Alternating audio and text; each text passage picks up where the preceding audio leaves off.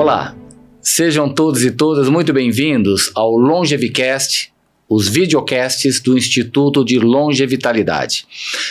Nós estamos falando com vocês como conseguirmos ter longevitalidade em nossas vidas, ou seja, conhecimento aplicável para a população. E um dos pontos que chama muita atenção é o porquê do nosso adoecimento. Já comentamos anteriormente que o nosso estilo de vida na sociedade urbana atual tem nos adoecido. Sedentarismo, aumento de peso, forte carga estressora, alimentos muito calóricos, tudo isso acaba conduzindo à ocorrência do fator de risco, pressão alta, diabetes, obesidade, colesterol alterado, e depois é uma questão de tempo, temos a eclosão da doença cardiovascular, o infarto, que é o ataque cardíaco, o derrame, que é o acidente vascular cerebral, e alguns tipos de câncer também. E para vocês, nós trazemos sempre informações baseadas em evidências. E temos o maior estudo que está em andamento até a data atual, chamado PURE, P-U-R-E. É um estudo organizado pelo Instituto de Pesquisa em Saúde Populacional no Canadá, onde nós tivemos a oportunidade de treinar. E o Brasil colabora e nós coordenamos no Brasil o braço brasileiro deste projeto. São 300 mil indivíduos seguidos por 18 anos, para identificar o quê? O que é importante para vocês saberem, os determinantes, aqueles fatores que, quando presentes, aumentam as nossas chances de adoecermos e de morrermos precocemente. Então, nada mais correto e adequado do que identificar os determinantes para preveni-los e para combatê-los. E com isso, longevitalidade é assegurada. Vida mais longa com qualidade de vida. Cabeça boa, sem demência, autonomia, força muscular está presente, o indivíduo está grato com a vida, tem disposição ao perdão, bem-estar espiritual, compassivo em relação à vida de relacionamento, propósito de vida, satisfação com a vida. Tudo isso não é apenas uma alegoria. Tem dados baseados em evidências que asseguram que, se fizermos isso, viveremos mais e melhor.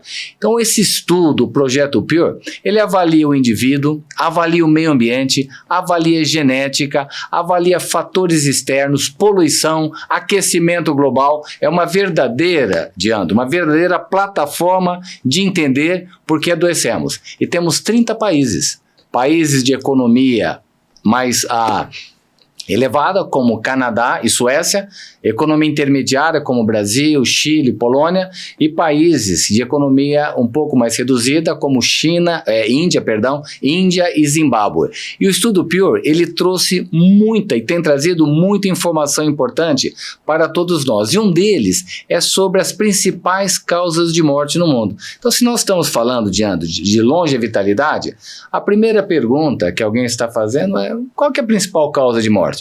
Porque não é o que a mídia está mostrando que significa que é a principal causa de morte. Então, o que nós temos verdadeiramente no Brasil, 42%, ou seja, de cada 100 mortes, 42 são de causa cardiovascular. É o ataque cardíaco, que é o infarto, e o AVC, acidente vascular cerebral. Qual que é a parte ruim? É um evento grave. Qual é a parte boa? É passível de prevenção. Dá para prevenir 90% dos casos de infarto. E dá para prevenir 90% dos casos de AVC. Mas o conhecimento não está implementado. É isso que nós estamos fazendo aqui. Essa transformação do que nós temos da literatura para a prática clínica de vocês no dia a dia. Então, 42%, a causa é cardiovascular, infarto e AVC. E 30% é câncer. Depois nós temos causas respiratórias, lesões e infecção. Mas o mundo mais desenvolvido economicamente tem redução da morte cardiovascular e passa a ter aumento na morte por câncer. Alguém vai dizer, Diana, então não vale a pena, de qualquer jeito vai ter uma causa de morte. Mas é que a morte por câncer, ela acontece numa idade posterior. Então o indivíduo que escapa da morte prematura cardiovascular, porque todos nós vamos morrer, não tem como evitarmos, né? Ele terá, eventualmente, a morte por câncer. Mas nós podemos reagendar, podemos jogar essa data para uma data bem posterior e podemos prevenir o evento para que ele nunca aconteça. É possível de prevenirmos o evento. E nessa linha, Diandro, talvez uma pergunta interessante que todos poderiam fazer para nós seria assim, por favor, me diga quais são os fatores. O que eu preciso fazer, você, né, que está nos assistindo, o que você poderia fazer para evitar 90% dos casos de infarto, derrame e dilatação do coração? Os 3 principais eventos, 400 mil infartos por ano no Brasil, 500 mil de AVCs no Brasil, e temos 400 a 500 mil hospitalizações por coração dilatado, que é insuficiência cardíaca. É possível prevenir 90%? Sim, daria para ter só 40 mil infartos, só 50 mil AVCs e só 40 mil insuficiências cardíacas? Daria. Então vamos lá, prestem atenção, porque dá para praticar a partir de hoje. O mais importante, isso são dados do Estudo Pure com dados do Brasil. Então, no Brasil, o fator mais importante para prevenir ataque cardíaco, derrame e coração dilatado. Primeiro, pressão alta. Diagnosticar e tratar bem. Segundo, obesidade abdominal, que nós vamos falar. Terceiro, cigarro. Quarto, redução de força muscular. Músculo importa. Quinto, diabetes. Sexto, alimentação não saudável. Tudo isso nós vamos comentar em detalhes. Sétimo, baixa escolaridade. Olha que coisa. Quanto menor o número de anos na escola, maior a chance de ter um evento cardiovascular. Sedentarismo é o 8º, colesterol alterado o 9º e depressão, que nós também falaremos de saúde mental e espiritual, é o 10º. Estes são os fatores. E para terminar e passar para o Diandro, para termos informações sobre o câncer, vamos falar das causas de morte precoce. Por que eu digo precoce? De novo, dá para reagendar, dá para jogarmos para uma data posterior. Então, para reduzirmos a morte precoce, a que vem antes da hora, provavelmente por estilo de vida inapropriado nosso, o principal fator na nossa região, Brasil e América do Sul, cigarro. O segundo, pressão alta, de novo. O terceiro, escolaridade baixa. O quarto, obesidade abdominal. O quinto, diabetes. O sexto, força muscular reduzida. O sétimo, sedentarismo. O 8º, consumo de álcool em quantidades exageradas.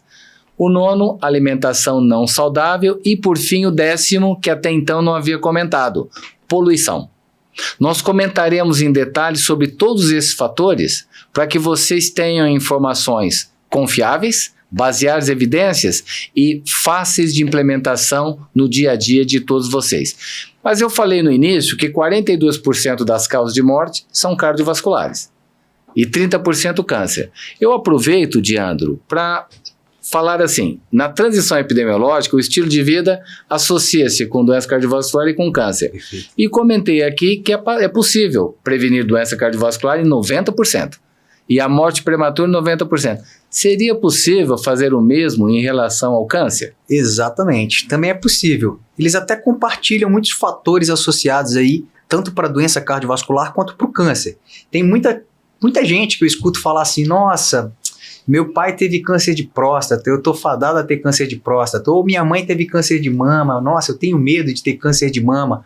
Obviamente, o fator genético ele importa, mas ele não explica toda a carga de doença, ele não explica o porquê de existir tanto câncer. O que isso quer dizer? Como você comentou, Dr. Álvaro, grande parte dos casos de câncer poderia ter sido evitado se a gente prestasse atenção para os fatores que são modificáveis e que estão associados a essa doença. Praticamente metade, Dr. Álvaro, a gente está falando de praticamente 50% de todos os casos de câncer poderiam ter sido evitados se a gente prestasse atenção a alguns fatores que também estão relacionados às doenças cardiovasculares. O primeiro deles, disparado, que representa quase 20% dessa carga, né, um fator que a gente deveria combater e que atualmente a gente está tendo um certo passo para trás quando a gente vê falar dos cigarros eletrônicos, é o tabagismo, né? O tabagismo está associado a 20% dos casos de câncer. E se a gente for parar para pensar nos outros, eles somados vão dar próximo disso também, de 20%, que seria obesidade, consumo de álcool numa quantidade que não seja segura, Dieta inadequada, né? Uma dieta não saudável que a gente vai conceituar para vocês, vai chegar o momento de falar só de alimentação. E o sedentarismo, ou melhor, uma inatividade física. Se a gente juntar esses 4 fatores com o cigarro, a gente vai ter praticamente 40% dos casos de câncer associados a esses fatores. O que tem ainda que dá para a gente intervir e reduzir o risco da gente ter um câncer ao longo da nossa jornada? Uma coisa importante, exposição aos raios ultravioletas e alguns patógenos, alguns micro-organismos que podem causar infecção e que essa infecção pode degenerar para um problema maior como o câncer. É clássico, vocês devem lembrar da hepatite B, que pode causar uma cirrose, né? E a cirrose pode transformar num câncer do fígado, hepatocarcinoma. O mesmo pode acontecer em relação a algo que também é passível de prevenção com vacina, que é o HPV. Você pode ter câncer de colo, né? As mulheres, sempre muito atentas, têm que fazer seu preventivo, e algo que faz parte disso também é pensar na prevenção da infecção pelo HPV, que é um patógeno que também pode causar câncer na sua evolução. Então, ou seja, respondendo mais uma vez sua pergunta de forma objetiva, metade, doutor Álvaro, 50% dos casos de câncer, a gente poderia evitar com essa atenção especial aos fatores modificáveis. Sem medicamento. Sem medicamento. Estilo de vida. Estilo de vida. E uma coisa que é interessante também a gente parar para pensar, a gente falou aqui de alimentação, falou de saúde mental através da depressão, falou de hipertensão, colesterol inadequado, açúcar não controlado, mas por que esses fatores todos levam ao adoecimento? Então, o primeiro ponto que a gente tem que pensar, que eu achei interessante, doutor Álvaro, a gente pensar no que é adoecer e o que é estar saudável. Isso seria o ideal que a gente pensasse num contínuo. Vamos pensar numa régua que vai de 0 a 10, em que 0 é você já num estado sem vida, você está praticamente moribundo ou caminhando para a morte. A maioria das pessoas tem a percepção de que estar saudável é estar na nota 5, em que você não apresenta nenhuma doença, mas você não sabe o que está por baixo do nível do mar. É como se tivesse uma pontinha de iceberg que está para aparecer ali, mas os 90% que estão para baixo do nível do mar você não está vendo, mas que já está contribuindo para o seu processo de adoecimento. O que a gente está falando de longevidade é justamente você mudar a sua percepção de saúde, saindo da escala ali do 5 e olhando em direção ao 10. Você quer promover saúde para controlar todos esses fatores que estão te adoecendo sem você perceber. Eu vou responder a pergunta que eu fiz, mas como que eles adoecem a gente? Você falou de poluição ambiental, né? Como ela impacta a nossa saúde. Você já parou para pensar como isso acontece? Hoje, se a gente fosse escolher o maior inimigo do cardiologista, do endocrinologista, do neurologista, do endocrinologista, esse inimigo se chamaria inflamação. A gente sabe que a inflamação de baixo grau, a inflamação subclínica, ela causa alterações em regiões muito pequenininhas do nosso corpo, que se você já escutou falar, dentro da célula nós temos, por exemplo, mitocôndrias. E essa inflamação, ela pode fazer com que a sua mitocôndria deixe de trabalhar como deveria. A partir daquele momento, o motorzinho da sua célula, que produz energia, ele deixou de funcionar como deveria. A sua célula pode ficar doente. E se sua célula fica doente e o seu mecanismo de defesa não está funcionando muito bem, o seu órgão como um todo pode ficar doente. E aí aquele órgão isolado que está doente, ele não vive sozinho. Ele está em íntima relação com outros órgãos, com outros sistemas. E aí você tem um adoecimento que é sistêmico. Ainda assim, não esqueça que você não vive sozinho nesse mundo, você vive em comunidade. Aí a importância é por isso que você tem que ter muita atenção com a sua saúde mental e também com as relações sociais. A gente sabe que relações sociais que são tóxicas participam também diretamente do padrão de adoecimento. Daí um tema de super importância que o Dr. Álvaro gosta de falar e que eu já ouvi muito falar, que é de enfermidade moral, como isso interfere na nossa saúde, mas não somente na nossa. Você pode começar adoecendo lá de dentro, como eu falei, mas existe um adoecimento em termos de vida social que acontece em toda a comunidade. E não lembre, e não esqueça, desculpe, a comunidade ela vive em algum local, ela vive em alguma cidade, em algum país. A gente está dentro de um planeta. E se você não vive em harmonia com esse seu planeta, você certamente pode contribuir para transformações dele que também vão impactar na sua saúde lá na menor porção que você possa imaginar, em nível microscópico, em nível molecular. Então entenda, o processo de adoecimento que a gente vai tentar prevenir sempre, ele pode começar de dentro para fora ou de fora para dentro e tendo uma via que é de mão dupla, tá? É uma via de mão dupla. O que está fora da gente pode contribuir para o nosso adoecimento, que é o que a gente tem que ficar muito atento e que a gente espera debater aqui, doutor Álvaro. Excelente.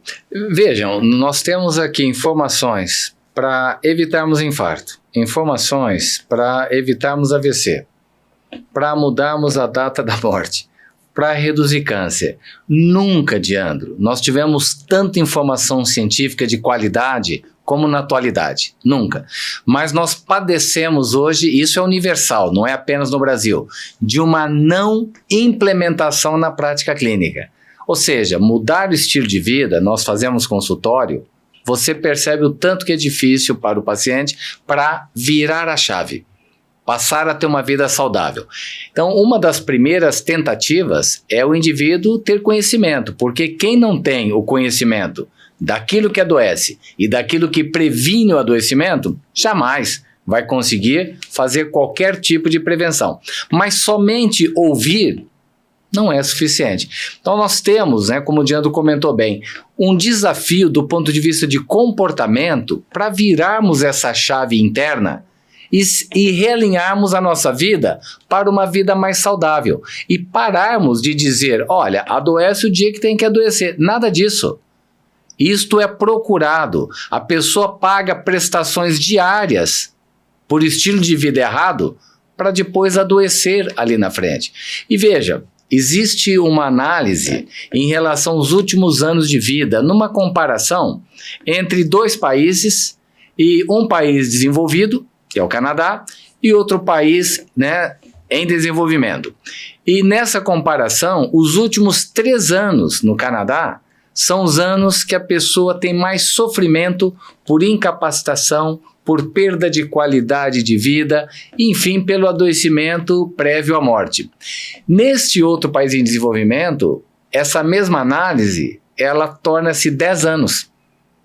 Então, dependendo do estilo de vida, a pessoa não só adoece antes, como ela tem os últimos anos de vida de profundo sofrimento. Então, qual é a vantagem de eventualmente ter uma vida razoavelmente boa numa determinada idade e depois, porque não utilizou o conhecimento, ter um sofrimento por um adoecimento passível de prevenção? É claro que em medicina nós temos doenças que elas deixam poucas alternativas de tratamento, mas o paciente sempre vai ter uma alternativa de que seja feito algo por ele, mesmo quando naquela doença não tem um tratamento específico.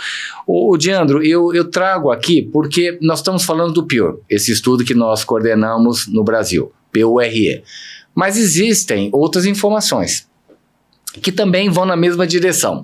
Uma delas, de uma universidade americana, ela coloca 7 pilares, e aí eu vou fazer uma pergunta para você. Ela coloca 7 pilares para longevidade. Nós estamos falando aqui longevitalidade. É mais do que a longevidade. Mas nessa universidade, eles falam de longevidade 7 pilares. Nutrição, falamos aqui.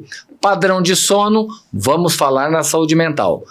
Gerenciamento do estresse, já falamos aqui. Relacionamento, que é a espiritualidade, falamos aqui. Propósito de vida, falamos aqui.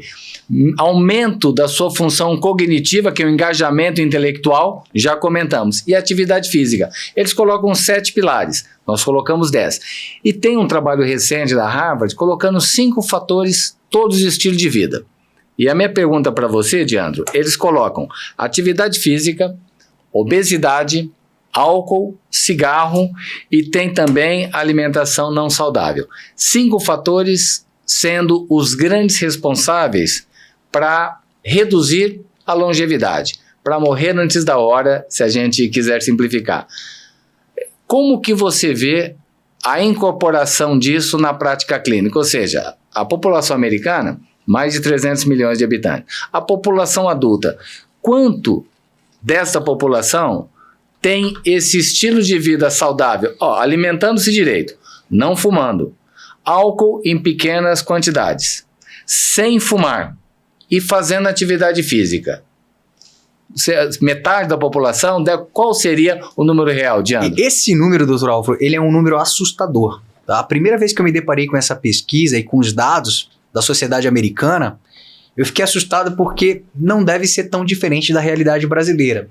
E pasmem, apenas 3% dos americanos adultos, eles contemplam os 5 critérios de proteção que você acabou de citar. E aí a gente para e pensa, mas por que será que isso acontece? Será que é por desconhecimento?